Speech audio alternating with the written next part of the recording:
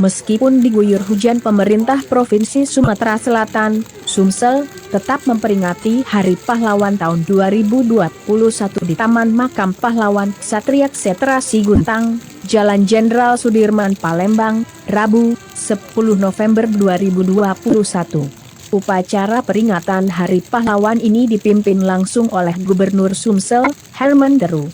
Dengan dipayungi payung berwarna hijau, Deru menjadi irup upacara. Upacara berjalan lancar.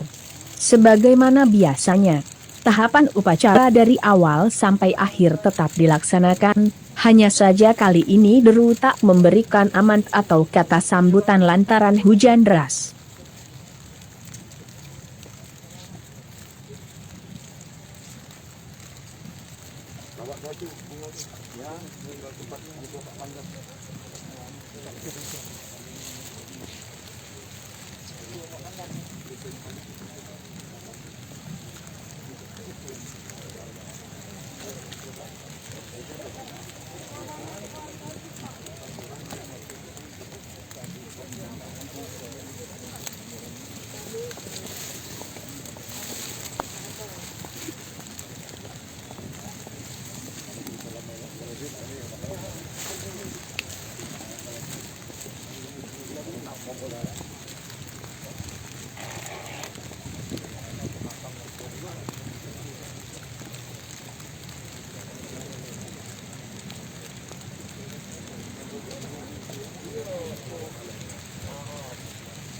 Tahun 2020.